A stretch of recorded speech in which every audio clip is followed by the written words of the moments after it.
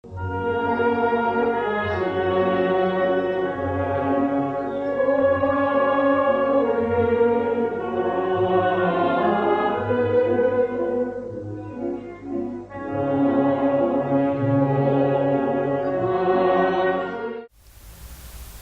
Francesco Tonucci, mi pasiones son dibujar y escuchar a los niños.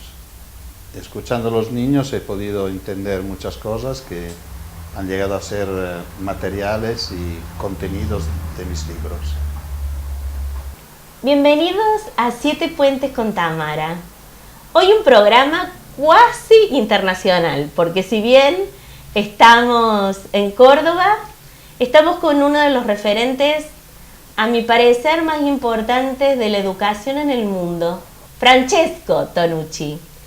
Francesco, para los que no lo conocen, tiene un seudónimo que es Frato. Él hace viñetas. Es un pensador, psicopedagogo y dibujante italiano. Es autor de numerosos libros sobre papel, de los niños en el ecosistema urbano y de raíz en revistas italianas y extranjeras. Pero como verán, acá hay un montón de libros de él y yo les quiero leer algo que sale en la contratapa de un libro que se llama Apuntes sobre la educación, para que lo conozcan un poquitito más antes de que hablemos. Estos artículos recientes de Francesco Tonucci no desarrollan un argumento de manera articulada y profunda, sino que pretenden describir rápidamente una situación, un hecho, una realidad, para extraer de ellos un señalamiento. Uno solo.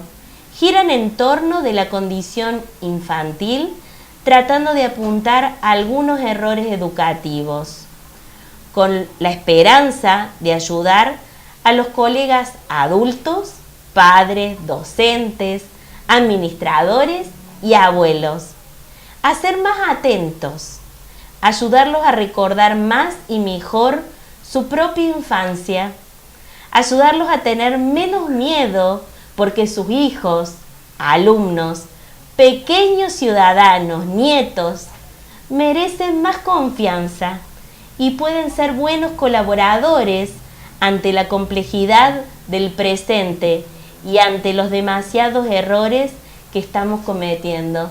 Vamos a deleitarnos con esta charla tan amena que vamos a tener, y esto lo pinta un poquito a quién es Francesco, a quién es Tonucci y con quién vamos a hablar. Bienvenido, bienvenido Francesco a Córdoba. Gracias.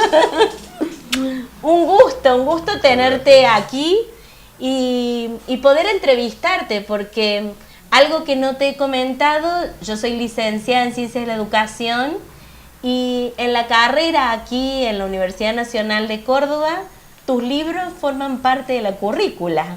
Bueno. Así que me he divertido y te he aplaudido, porque me he sentido sumamente identificada con tus dibujos, porque para mí el tema del dibujo llega muchísimo, sobre todo a alguien que se está queriendo formar y sintetiza muchas cosas. Por eso nacieron. Contame primero, ¿por qué te dedicaste al dibujo? El dibujo nace de adentro. Es decir, que yo fui dibujante antes de aprender a leer y escribir.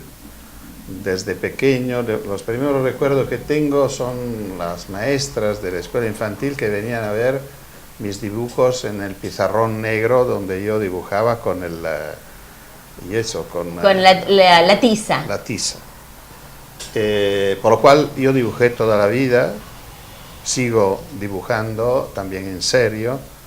He hecho pintura, he hecho retrato, he hecho estudio de figura, paisaje. Bueno, me dedico poco, pero desde siempre.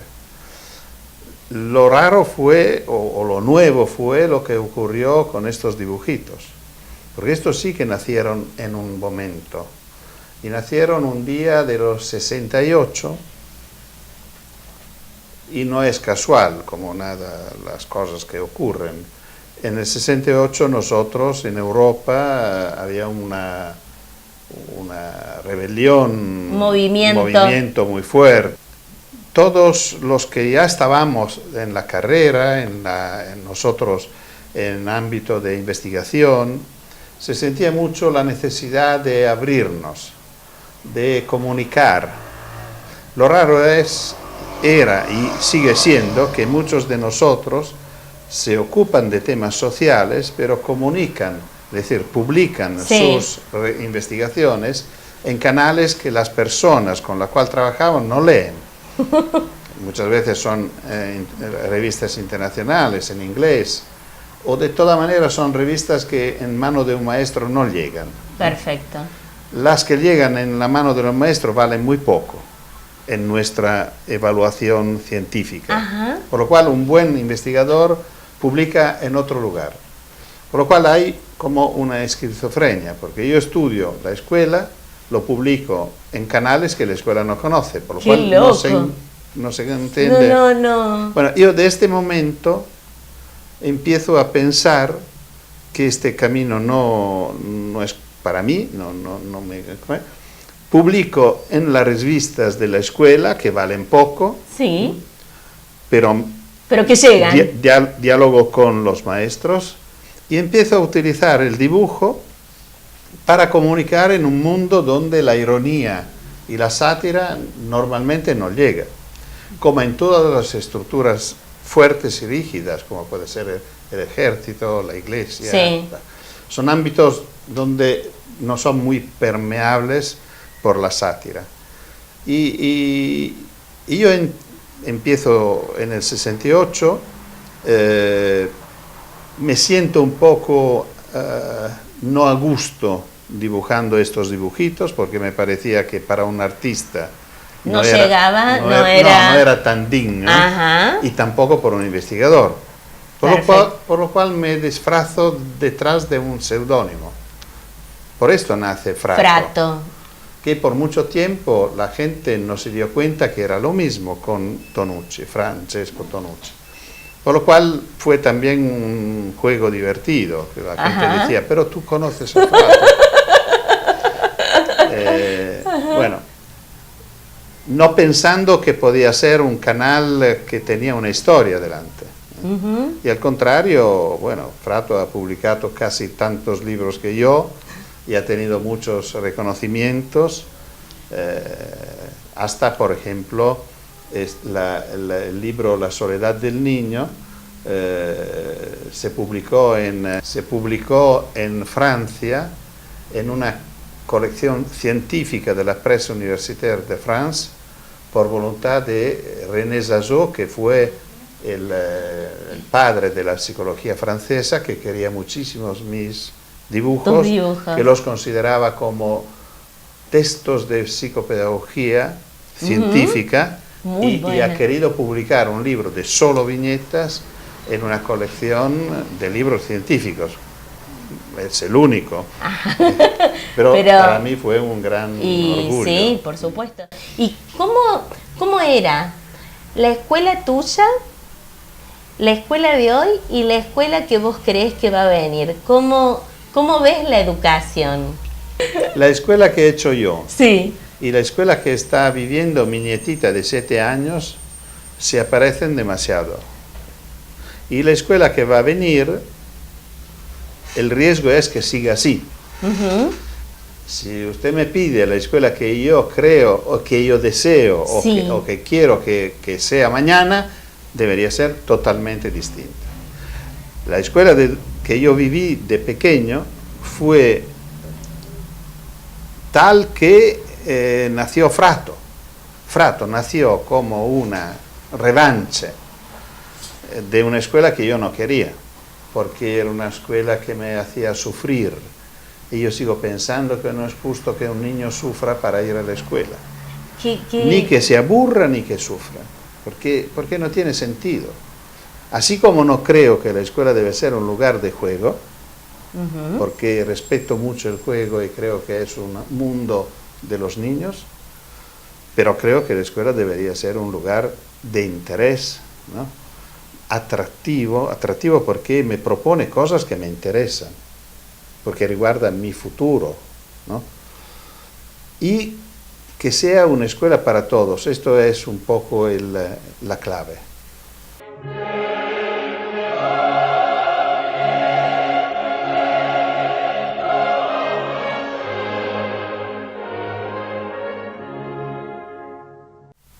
Los primeros años de primaria eran años de selección fuerte en esta temporada.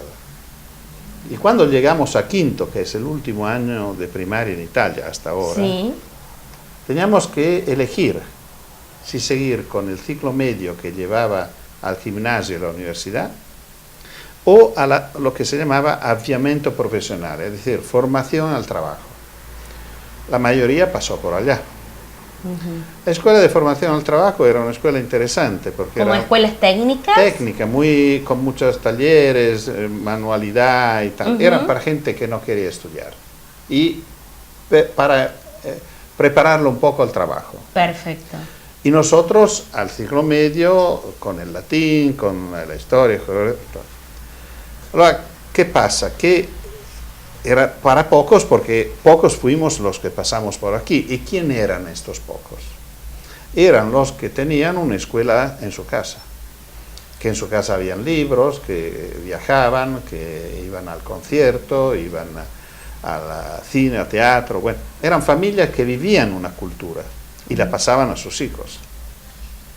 Pasaron algunos años y en el 63 en Italia, pero esto ocurrió en toda Europa y me imagino aquí también, se pasó a una reforma fundamental diciendo no es justo que un niño tenga que elegir a los 11 años. ¿Qué va a seguir después? Hasta los 14, exacto, todos iguales y todos con la misma escuela. Ajá. Perfecto. Sí. Desde el punto de vista democrático no hay. Pero da un punto de vista pedagógico, la escuela no se puso el tema de cómo me cambio de una escuela para pocos para ser una escuela para todos. Y ofrecieron a todos lo que era preparado para pocos. Y esto ha creado un desastre. Prácticamente la escuela se ha quedado la escuela de leer, escribir, contar y ciencia, sí, por lo cual con un ámbito muy reducido de lenguajes, los que encajaban en esto eran salvos, buenos, valientes, y los otros se quedaban afuera. Quedarse afuera podía ser que los suspendían, sí, o simplemente seguían por adelante sin entender casi nada.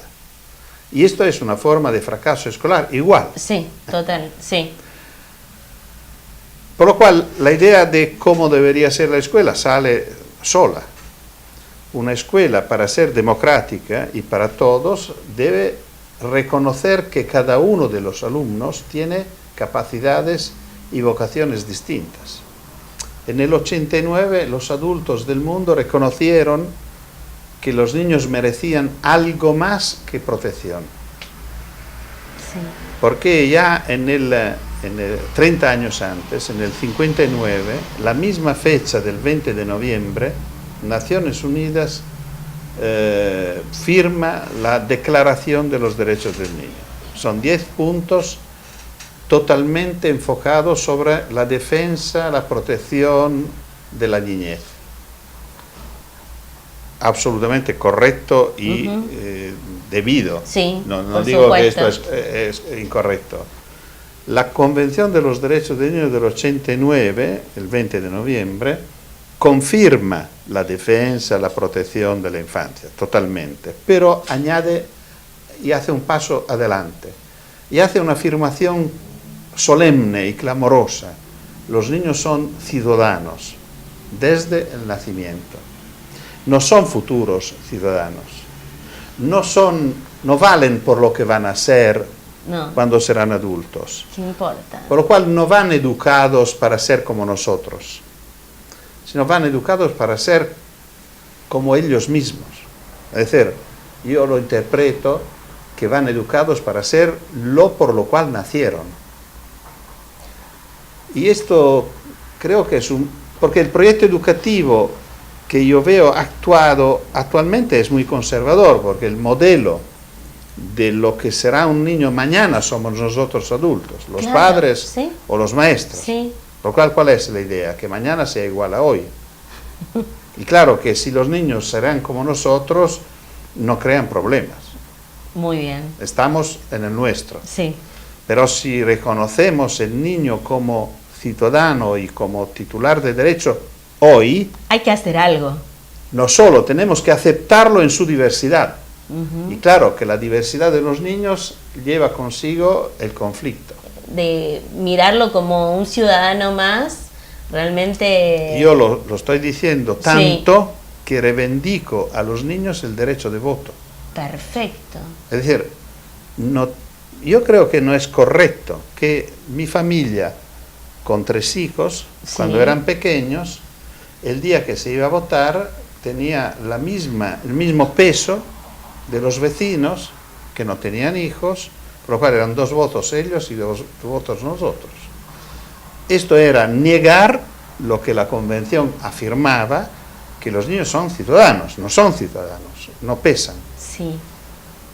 Claro que significa permitir el voto de los niños, lo administran los padres hasta que los niños... Eso te iba a decir, ¿no? La experiencia, falta toda una formación, un recorrido, una maduración. Pero nosotros adultos, los padres, nos tomamos un montón de decisiones por nuestros hijos. Los chicos, sí. Cuando me decían esto no se puede porque el voto es algo de importante, y decidir si bautizarlo o menos, y decidir si enviarlo a una escuela u otra, decidir, aceptar de hacerlo nacer en una familia progresista o conservadora, no son responsabilidades fuertes, pero por ahora asumimos todas. Totalmente. A veces sin darnos cuenta. Sí. Bueno, Francesco, ¿qué más decirte que gracias, y espero, pero de corazón,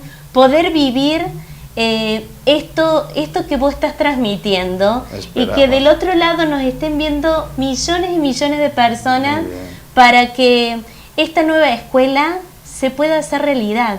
Bueno, fíjate, tú como yo lo espero teniendo una nietita de 7 años. Uy, bueno, espero que a mí me toque lo mismo y que lo podamos ver en vida. Esperamos. Así que apostamos por eso y vamos por más en la educación. Gracias, muchas gracias. Vamos.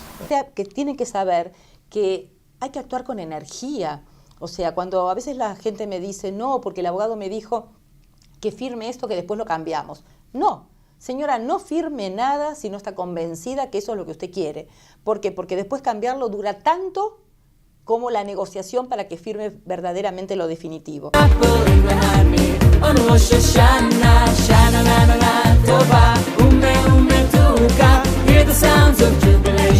It's Rosh Hashanah. Give us life, Lord, and sustain us. Oh, deliver us to salvation. Give us life.